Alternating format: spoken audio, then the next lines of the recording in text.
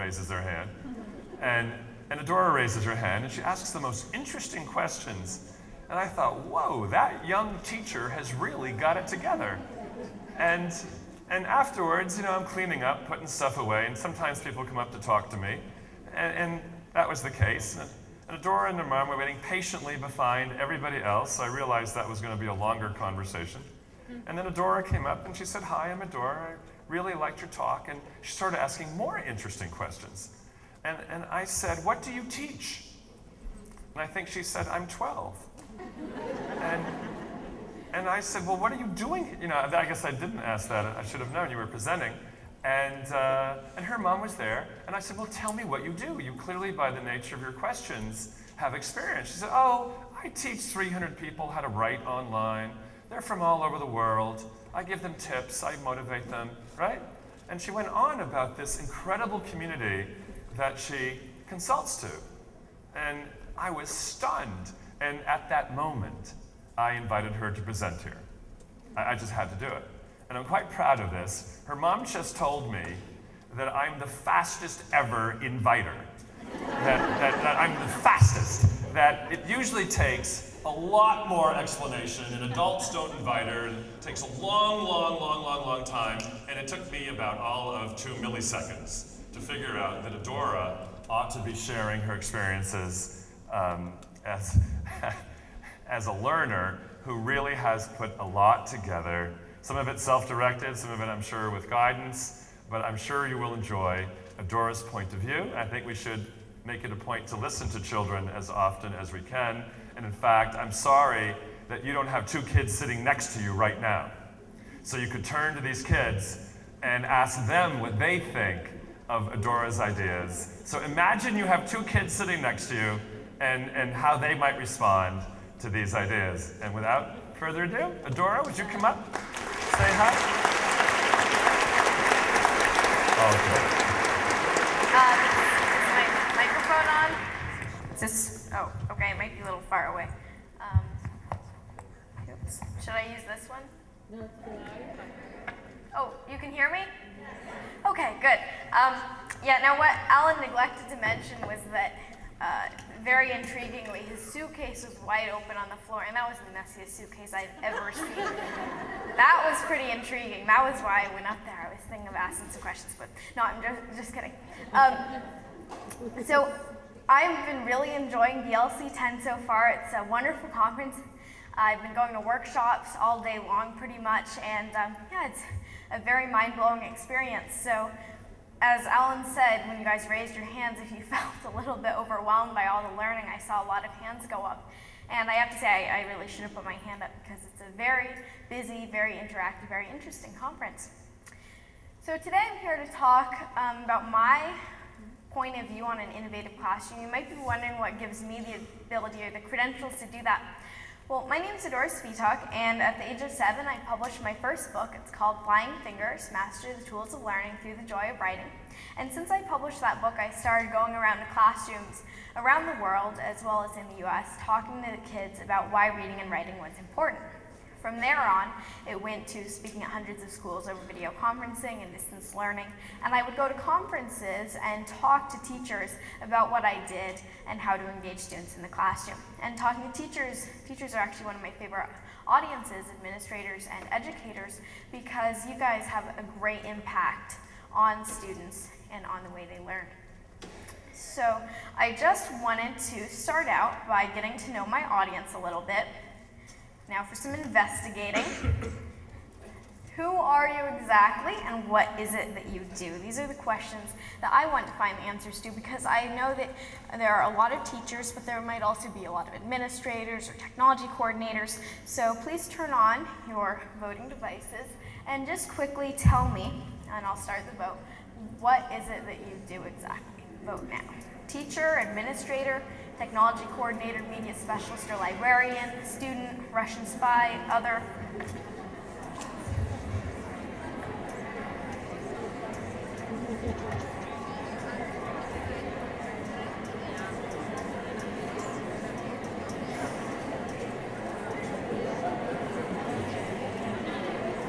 So, on your active expressions, if you need any help, you can find one of the people in the orange shirts who are walking around, just tackle them and demand how to use these. Basically, you turn it on with the button right here, and you will have some choices as to what you can answer, and you hit A, B, C, D, E, or F. And let's see how many votes have come on in. Looks like quite a few, so I will go ahead and stop the vote. No second chances. All right, so it looks like the majority of you are teachers. 30% of those of you who answered said teachers. It looks like a lot of you are also administrators. And quite a few of you are also technology coordinators, media specialists, and librarians.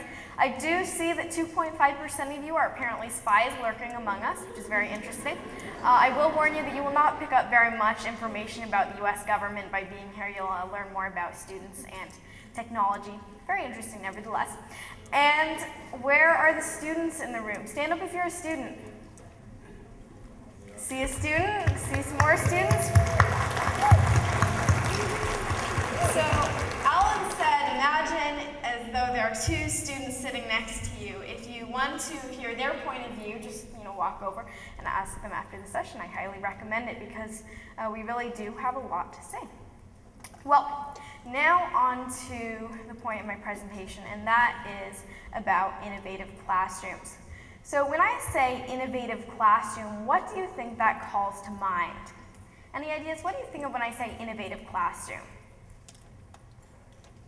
Yes? I think it's doing new things with old tools, new tools, whatever is available to do something magical in the classroom. Very good definition, doing new things with old tools, new tools, whatever's available to work magic in your classroom. That's a very good definition. And sometimes when I talk to people about an innovative classroom, and sometimes honestly when I think, the first thing that comes to mind when I think of an innovative classroom, as far as a picture in my head, sometimes I think about kind of the tables, the chairs, the technology, the way everything is arranged. And according to Encarta, the word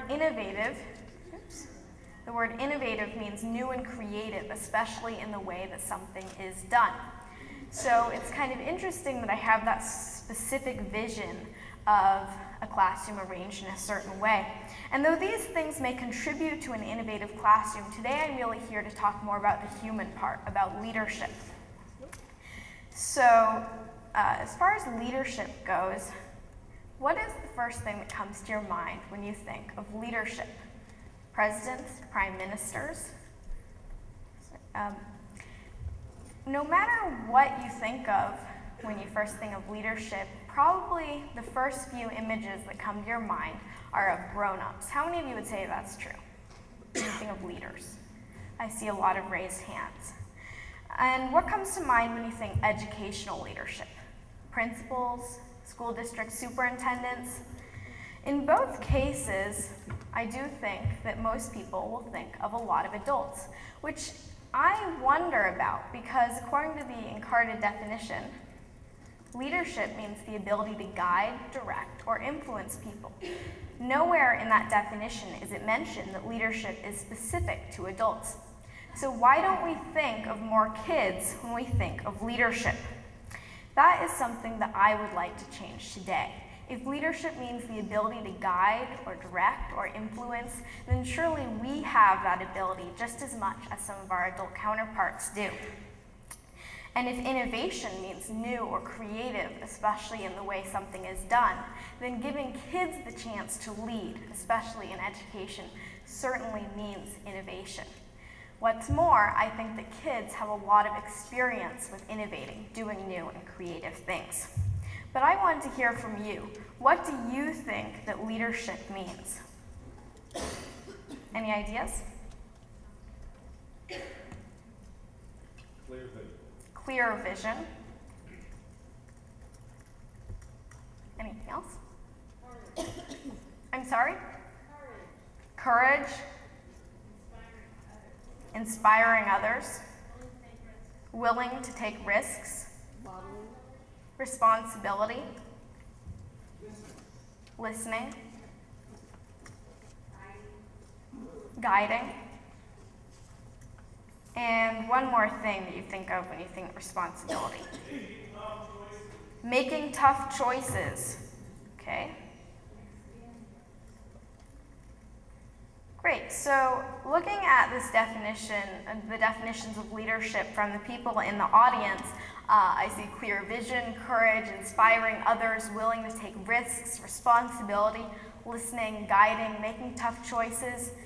How many of you have encountered a kid, maybe in your classroom, maybe one that you know, who has at least one of those qualities? I see a lot of raised hands. I have encountered many kids who have one of those qualities, or maybe more. And so this is my goal today, to show you why kids can be wonderful leaders, and great leaders, especially in education. So giving my generation the opportunity to lead, there are a lot of reasons why this can bring innovation to our schools. Ask yourself, what should leadership look like? And I'm hoping that you'll see many more youth in the picture. My presentation is called Leadership from the Ground Up because it truly is from the ground up, a grassroots approach. Barack Obama really won the presidency because he utilized this grassroots approach, getting people, no matter their age or their position, to campaign for him across all walks of life. And so no matter your politics, it's easy to imagine how classrooms and schools could benefit from the innovations that student leadership could bring, a similar ground-up approach. In case you're a little wary of test driving this concept without having seen it already, having seen leaders, then I have quite a few examples of leadership from kids. So here are a few pictures. You may be familiar with some of these. 12-year-old Craig Kielberger founded the well-respected charity Free the Children at 12 after reading about the plight of child laborers. Alec Lors founded his own nonprofit, Kids vs. Global Warming, after watching An Inconvenient Truth. Tabby Gevinson started the widely read fashion blog Style Rookie at age 11 and really campaigns for girls' rights everywhere. Jasmine Lawrence founded Eden Body Works, a line of natural body care products after a traumatic barbershop incident. And Alexandra Scott, she lost all her hair because of some of the chemicals. And then Alexandra Scott, whose Alex Lemonade Stand Foundation continues to raise money, she raised over $1 million for pediatric cancer care research using her own lemonade stand. Obviously, these are examples outside of this conference, but there are many kids here at this conference who are doing a lot to lead. If you need examples, just say hi to Zoe or Kelly or Blake, who are, I'm hoping, all here in the audience, and you will hear a lot about what they're doing, co-presenting, learning, and leading here at BLC. As for myself, I love to write from a young age, and when I was 7, I published my book. From there on, I went spreading a message of literacy and loving learning. Recently, I've actually begun my own event. It's called TEDx Redmond. How many of you have heard of TED?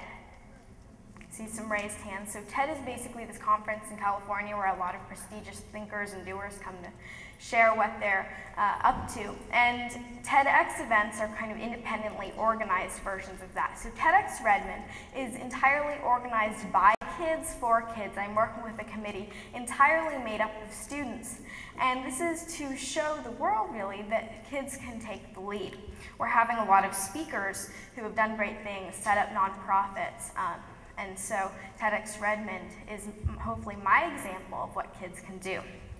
And I'm not here to plug my event, although I will quickly plug the fact that it's on September 18th and it's live streamed. But I want to say more about its message of power to the students. And the reason that I believe this is important is because we have a lot of messages to share that sometimes are left out of what we usually hear in the news or when we talk to adults about decisions and education, and I think we really need to bring this voice to the forefront. Now I quickly want to ask a question. Can you guys see me when I'm over here? Not really, sorry. It's a little difficult. I have to run over here to change my slides sometimes. So I'll try to stand like this a little bit. Now, as I've shown from some of the examples of kids doing great things, we are able to reach out and bring new ideas, new nonprofits, really a range of inspired thinking to the world. So with our extracurricular activities ranging from starting charities to bringing new ideas, organizing events, publishing books, really a whole range of things to the world, then our intercurricular activities and our schools need to embrace that, need to reflect that. Instead of being the exception, kids doing great things should be the norm. Why? One reason kids leading in their schools is a topic that's very important to me is the issue of fair representation. In the 1700s, the Americans protested the British policy of taxation without representation, so I sort of coined the phrase education without representation. While I'm not planning on tarring or feathering anyone for sometimes leaving a kid's voice out of decision making, I do believe that we deserve to have our voices heard when it comes to education. The things that affect us are our schools, our classrooms, what we learn. And leaving kids out leaves out a voice that can often bring fresh, new, creative ideas. Those of you who have watched my TED speech heard me talk about why a kid's voice can be often so important, so different. Maybe you've had big ideas before but thought, that won't work, that's too risky, that'll cost too much, that won't benefit me. You might have stopped yourself thinking about all the reasons why not to go ahead with it. And a big complaint in education that I've heard a lot is that too many aren't concerned about what's best for the students, but what's best for themselves. And I know the audience here is different because you're here learning about ways that you can improve your students' learning. But I think that having kids at the table brings a new voice, one that can advocate for themselves. And I also worry sometimes that too many educators are afraid to be innovative because of some of the risks that it brings. To go outside of the box, it can come with discouragement. Today at the keynote, we heard about Scratch, and I was actually the follow-up, and some teachers said that their biggest roadblocks were not students not wanting to use the technology, or were not that it was difficult to use. They said it wasn't that. They said it was sometimes the administrators or school leadership that might step in the way. And that shouldn't be the case. We need more innovation and less fear about it, less stagnancy. Past experiences or discouragements can provide powerful roadblocks to new innovation. And true reform can only happen when we're not afraid to walk new paths and go outside of the box. I think that kids aren't hampered as much when it comes to thinking about reasons why not to do things. After all, we're the people who've invented roller skating around the kitchen with raw eggs in our hands. We still dream about things. We still dream big. This inherent wisdom doesn't have to be insider's knowledge. We can share this with our teachers, with the administration, with our schools, if we're given the chance. Kids already do a lot of learning from adults, and I think that adults should start learning from kids, building stronger learning communities with everyone at the table. Besides wonderful things like representation and creativity, student leadership is, to put it bluntly, on-the-job training. Raise your hand if you think you've learned something from being in a leadership position. I see a lot of raised hands. Leadership teaches us about things like diplomacy and compromise, coming up with new ideas, being brave, speaking out. John F. Kennedy once said, leadership and learning are indispensable to each other. I know that I've learned a lot of things from being in a leadership position. I know that many of you have learned things from being in a leadership role. These are skills that will last me a lifetime and come in handy not just when I'm leading a group or leading a discussion, but also when someone is applying for a job, or when I am in a, even not in a leadership position, but maybe just at a party trying to have a conversation. I will think back to when I was a leader trying to come up with things to say. And so the skills that you learn from being in a leadership role are applicable to all areas. And at the same time, my learning, the things that I've learned from being in a leadership role, have helped me gain new roles. It's a win-win on both sides. So I know that there will be skeptics in every audience, and probably some of you will be shaking your heads and thinking, student leadership and students coming up with these new, fresh ideas, that's much easier said than done. And yes, I will admit that this whole concept of getting students to lead isn't as simple as taking a kid and say, here you go, get in the classroom and start leading. It doesn't quite work like that, unfortunately. As I earlier mentioned, I'm organizing this event, TEDx Redmond, with a committee comprised entirely of kids, and what I might have neglected to mention was that sometimes working entirely with my peers brings some challenges. We haven't had everyone come to our meetings on time necessarily, although we have had some pretty good attendance recently. You have to work around some challenges when you are working with a group of kids. And sometimes the pros and cons of working entirely with peers have made me kind of think about the student leadership issue. But this is actually a good thing, because it makes me realize getting students to lead isn't easy, but it's something that needs to be done. And it brings me to another very important point. No leader, no politician works without a speechwriter, aides, or campaigners. No celebrity doesn't have their manager or their advisors, or if you're Lindsay Lohan, a very challenged lawyer. Every leader, please don't sue me. Every leader needs help, no matter whether you're old or whether you're young. And so getting my generation to lead, we will need support and encouragement from you. Now, you might be thinking, well, you know, this kid, she's asking a lot. She's asking, you know, support and encouragement. She's asking all of this, you know, walking up to our administrators and saying, let's get some kids at the table. That's sort of a lot. Well, it's not all give, and we actually give something very important in return, something even better than support and encouragement and all that sentimental stuff. We offer tech support.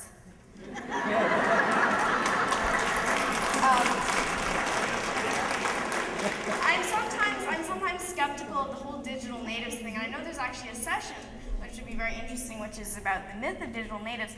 And I'm not saying that we know everything, and I'm not saying that we know every single thing about technology, but I think that we learn very quickly, and that having grown up in this technology world, having had a lot of exposure, that sometimes there are things that we might be just a little better at. So let me quickly poll the audience to gauge this. Yes or no, have you ever asked a kid for help with technology?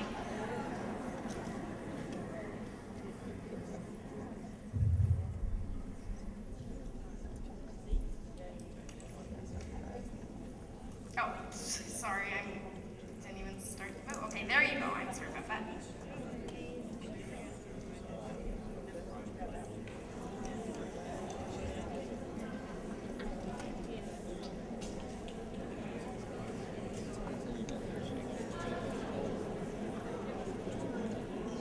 Okay, I love the names of some of these. George Clooney, Tom Cruise, Will Smith won. It looks like he has some celebrities in there. Okay, stop the vote. No. Okay. Yes.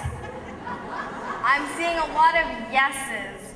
And it's nothing to be ashamed of. My parents have asked me for help with technology. My mom actually, she handed me the iPhone. She's like, how do I do this, Adora? And I said, I'm not your tech support. She's like, yeah, you are. So. And I was a little indignant then, but I think it's kind of true about how kids can often provide a real helping role when it comes to understanding new technologies. Especially for teachers. I've seen a lot of teachers who are able to ask their students, but that takes a lot of courage, because I talk to students about reading and writing, and sometimes I could see where it'd be hard to say, I don't know that. It takes a lot to admit, you know, I don't know how to do that. I haven't done that before. And so teachers getting their students to help them requires more than saying, hey, can you help me figure out this? It requires an open-mindedness to the idea that, yes, I can learn from someone who's younger than me. That's the kind of open-mindedness that I think we need before students can start leading. It's also nothing to be embarrassed about. I was actually basically my family's navigator during our road trip around the East Coast using the iPhone, so it's very fun. Now, to put it a different way, when you were growing up, did you know how to podcast or post a video to YouTube or blog? Raise your hand if you did. I see like 1 or 2 raised hands. Did you know how to tweet or use online social networking? Well, I hear you saying, oh, that didn't exist when I was growing up. What excuses. Well, I understand that those weren't around, but with new technologies like iPods, cell phones, and the internet, then students live in a world that is becoming increasingly technology-driven. 30 years ago, could you predict that friend would become a word and that tweet would be common usage? So whether we like it or not, technology is an inerasable part of every 21st century student's life. In order to understand our needs, teachers have to understand the world that we live in and the technology that we use. And don't be afraid to hitchhike. I video conference with students around the US every day to talk about writing, and once in a while I'll see this type of teacher who seems a little afraid of the technology. So the video conferencing unit will be over there and they'll stand kind of here and they'll be afraid to touch buttons on the remote, and if anything goes slightly out of the ordinary, they'll call up a tech coordinator who's maybe a few miles away. And I've actually heard stories here about, in some schools, the technology is treated like a potentially explosive device. It's in this area, there's blue tape all around it, no one's allowed to go near it for fear that it will presumably implode and spontaneously combust. And this is exactly the opposite of the kind of stuff that we should be seeing. I said that students can provide tech support, and I think that when we blue tape off an area or really restrict it, then we're depriving ourselves, and you guys are depriving yourself of a chance to learn more about the technology, to hear from students, to hear their insights about it, what they know. And so instead of roping it off or blue taping it off, then we need to embrace it. Get your students to teach you, to look back at the definition of leadership over here. Where did that go? Okay, leadership. The ability to guide, direct, or influence people. Teaching is a big part of leadership. You will notice the ability to guide, direct, or influence people. The ability to guide is something that students can really pick up when they offer help to their teachers, when they say, you know, let us teach you something. And so when it comes to technology, students can truly be leaders by providing that often needed guidance or direction. I recently read this Wired article about students providing tech support. This was honestly a little surprising to me. It's called Schools Tech Support Students. Teachers attending the National Educational Computing Conference weren't surprised that, according to a study, students are used to provide technical support in more than half the school districts of the country. The National School Boards Foundation surveyed technology decision makers for 811 public school districts, including 90 out of the top 100 largest districts, and found that students provide technical support in 54% of the districts. I'm surprised it's not higher than that, said Martha Koshinor, a teacher in the Mountain Grove School District in Arkansas. The teachers are of the older generation, we're just learning, whereas the kids who've grown up with technology. A lot of times, I do feel that the students know more than I do. And honestly, I will run into students who know more about technology than I do, even if they're maybe a year, 2 years younger than me. And so you see that a lot, even over short amounts of time, that you learn faster and you have more exposure to it. Leadership comes in many shapes and forms, and one of them is that crucial ability to provide guidance and provide direction. Admit it, sometimes you will run into a kid who knows more about your smartphone than you do, and instead of saying, oh, that's awful, I need to, beat this kid, then say, which is okay too, I guess, if you're learning about it, but you need to be open-minded to the idea that, I can learn something from this. And I think that many of you are actually really open-minded to the idea that you can learn from your kids. There was a session called When You're Not the Smartest Person in the Room that I thought was a very good example of that. Now, I've talked a lot about technology this and technology that, and I wanted to remind everyone that just like a dress doesn't make a fashion icon, equipment alone won't make an innovative classroom. It really is about attitudes, about the human part of it. To me, I believe that a lot of this is this open-mindedness. I can learn from kids. I believe that learning between adults and kids should be reciprocal. Another big part of it is the idea that everyone can have a leadership role. There are some kids who might think, this kid doesn't really look like the leadership type, and I don't want to see that. I think that it's important that everyone has a role, no matter what it is, to lead. So you may be pleasantly surprised when you open your ears to hear what students say, how much insight you can actually find in their words. I've been surprised myself by kids younger than me. So for instance, I've been corresponding with my friend Maddie in California, and she wrote me some emails. I edited them a little bit because they had some spelling errors, but, and I mean, that's one of the things. You need to look beyond that. I'm one of the most persnickety people when it comes to spelling and grammar, but I thought this was okay because there were some good ideas in here. So just to quickly read a bit of this, she said, we're having a young authors contest in my class, and that's pretty much the only time when I am allowed to express my feelings for writing. I have much passion for it, and you do too, so any advice? I checked out your website yesterday after I sent you the email. Wow, you talk so purely and you're so intelligent, thanks. I love that about kids our age. So obviously you see some awareness about how kids can have that intelligence. When I go to school and I listen to the way some upper graders talk, it amazes me how uneducated they are. Half the time, like we said, they take advantage of my friends and I because we are smaller than them. They think that they own different parts of the school, and we want to sit at a table we can't because they own it, and they don't let us sit on the grass. I know we shouldn't leave because they really don't own the bench, but they intimidate us. So you see a lot of interesting ideas there. From that, you might glean that there's not a whole lot of opportunity for creative writing in her school, and you might also glean that she enjoys writing. That's pretty obvious.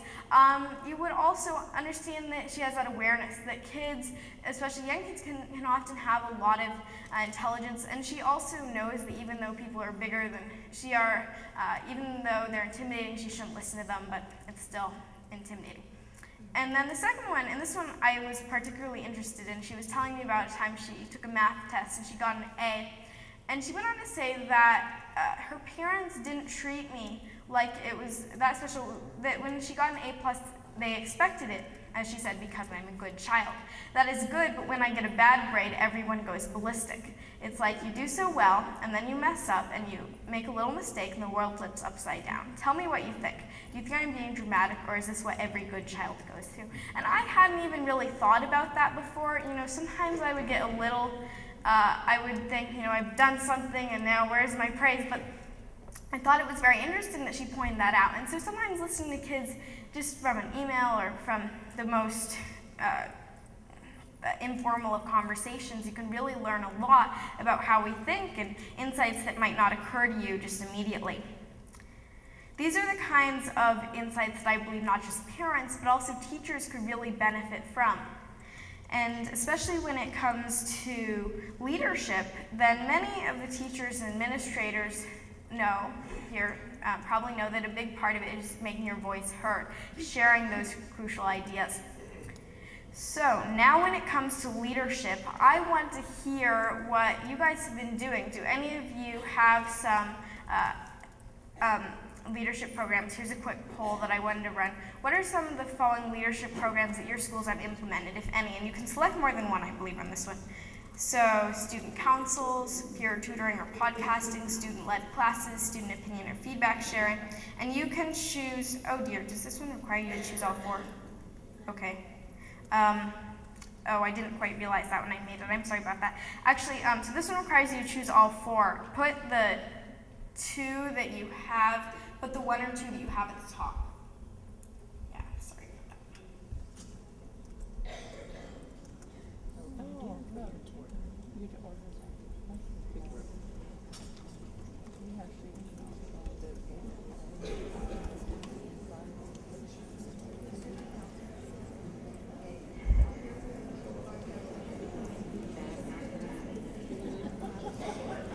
Or maybe if you have just maybe if you have all of them, or if you have quite a few of them, but there's one that is like the biggest, then you put that at the top. I'm sorry about that. I didn't realize it required you to pick all four.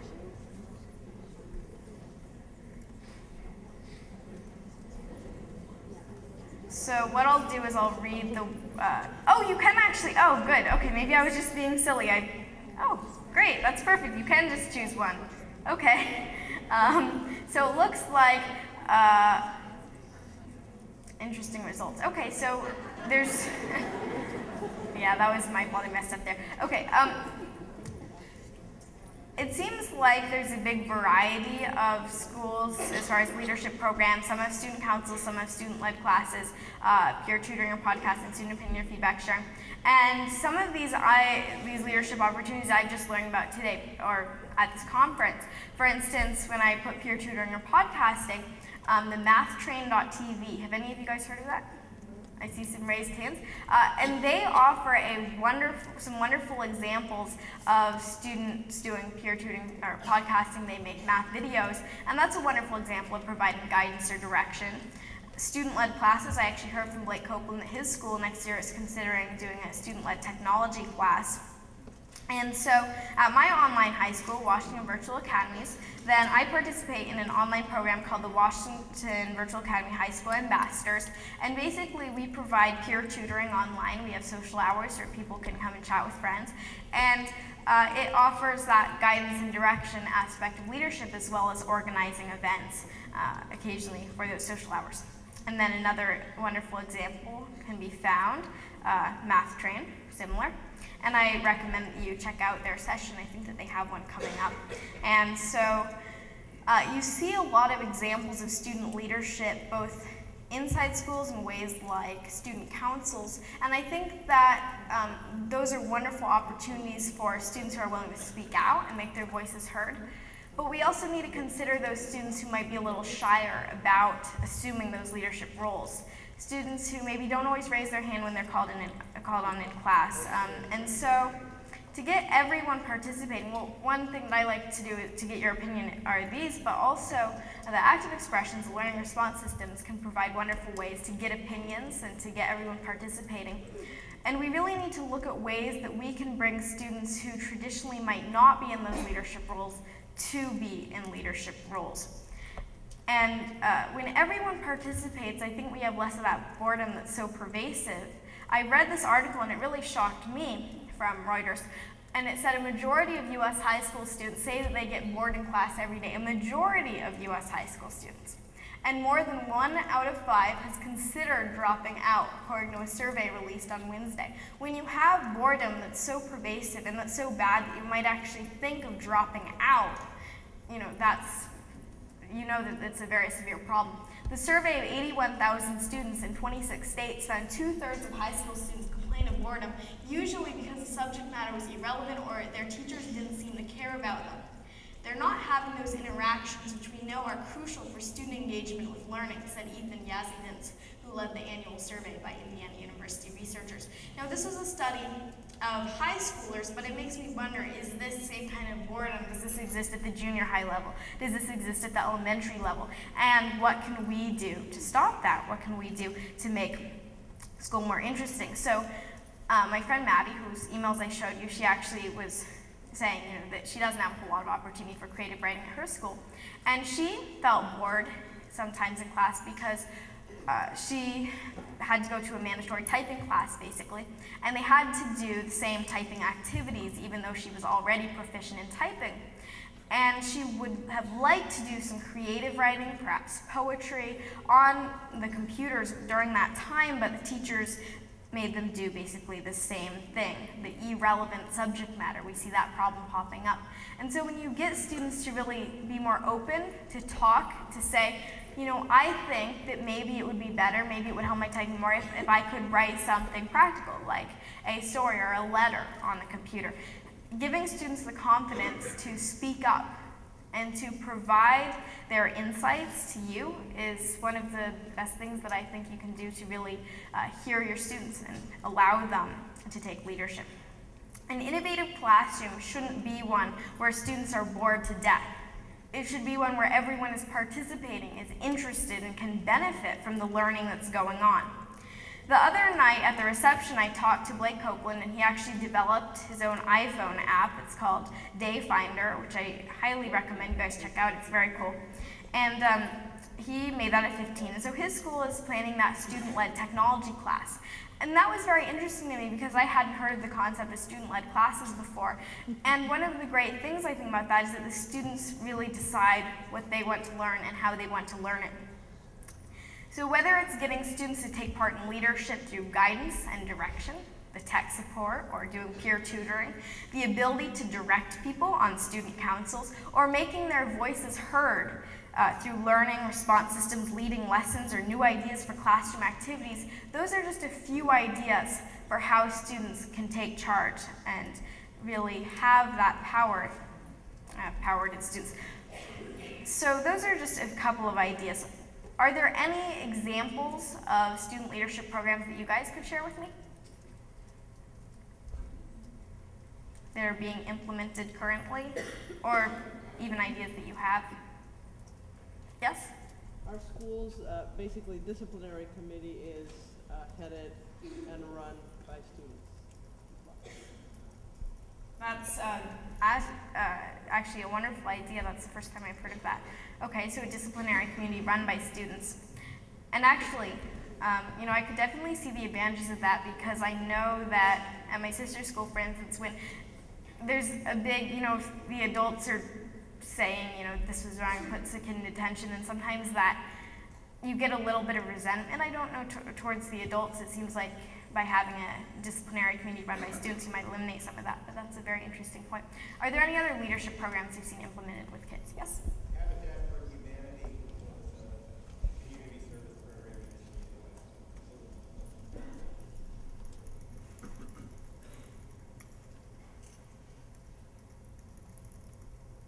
program. Okay, wonderful. Anything else? Yes? Future Problem Solvers of America, our school team, they actually won the international for how to properly dispose of prescription medicine, and it's being implemented on patients. Wow, that's a very high honor, and I definitely congratulate you on that. So the Teacher Problem Solvers of America, thank you for, future, I thought you said teacher, sorry. Future Problem Solvers of America. What else? Yes? Older students mentoring new students. Older students mentoring new students, and that actually brings an interesting point. Older students mentoring new students, I think, is definitely very helpful, and I know that a lot of kids, the first day of school can be one of a lot of trepidation, and so having older students helping to mentor could hopefully eliminate some of that. I read a very interesting article from, I believe, I'm trying to remember, it was from a boy who I think about 8 years ago was the president of the student body in Snoqualmie High School, and he was talking about what is leadership, and he was consulting with other people, and he said that leadership was sometimes the very act of kindness of just saying hi to someone who is new and making them feel welcome, and sometimes those simple things. And one more program, student-initiated ideas or programs, leadership programs for students that you could mention. Yes? Community Service Council. Community Service Council. Okay, so these are all some wonderful ideas of student-initiated ideas or programs or student leadership programs. And these are just a few of the programs out on the board. I highly encourage everyone to think about what are some creative ways I can get the students in my classroom speaking up to have a voice. And a lot of times we think of someone as being leadership material and someone not being leadership material. I think that when you look at everyone having the potential to be leaders, no matter whether they're quiet or really loud or sometimes misbehave or whatever it is, I think everyone has the potential to be a leader.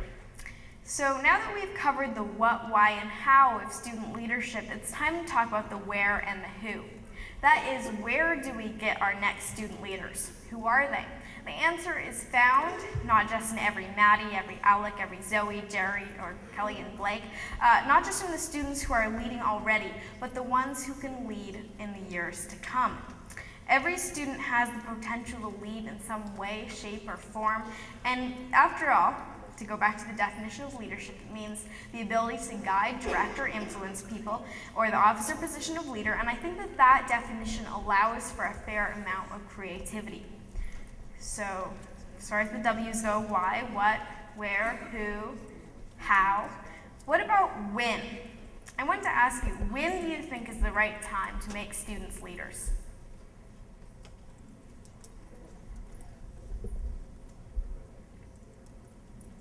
Yes. At home, even before they start school. Wonderful. At home before they even start school. Parents.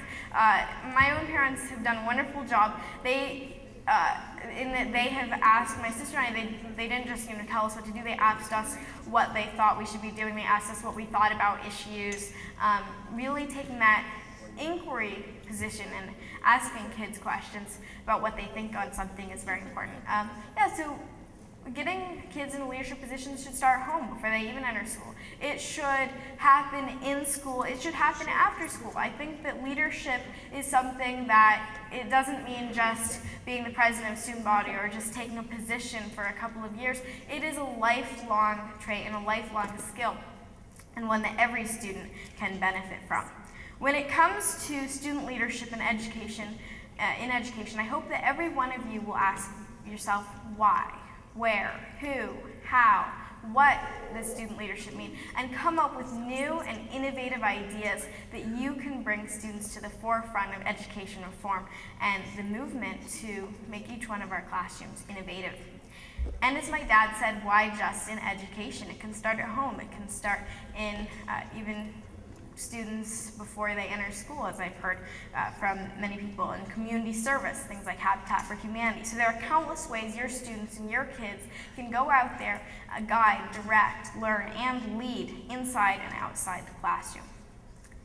Ultimately, it isn't just about us. It's not just students who will benefit from this. Everyone today and in the future could benefit from a new group of leaders who know how to solve problems, who know how to guide and direct and lead. Leaders who understand how to innovate and come up with new ideas. Leaders who know how to solve our global problems from practice on a classroom scale.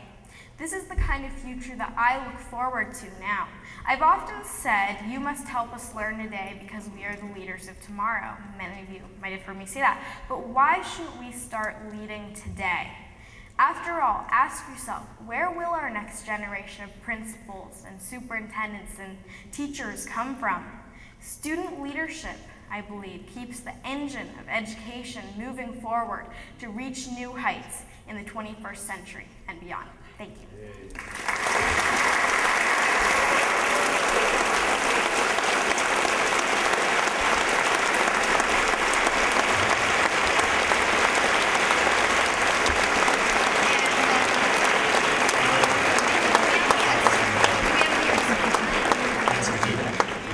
We do.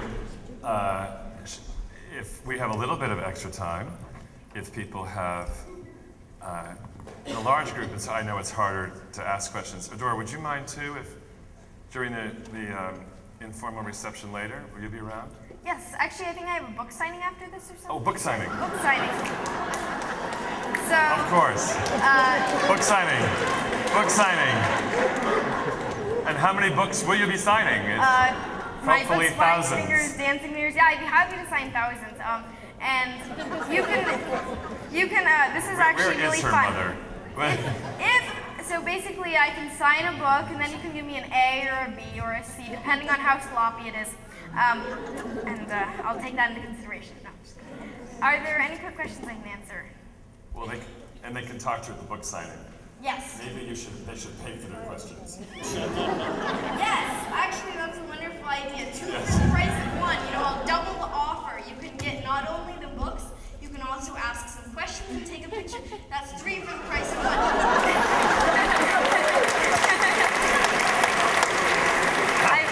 I've been watching too many. The new director of November Learning Marketing will give you the bookstore. Is your mom here? Is Joyce? Are you here? Where are you, Joyce? Oh, you're up there. You should just take a bow. How you produce this kid is absolutely amazing. Yay!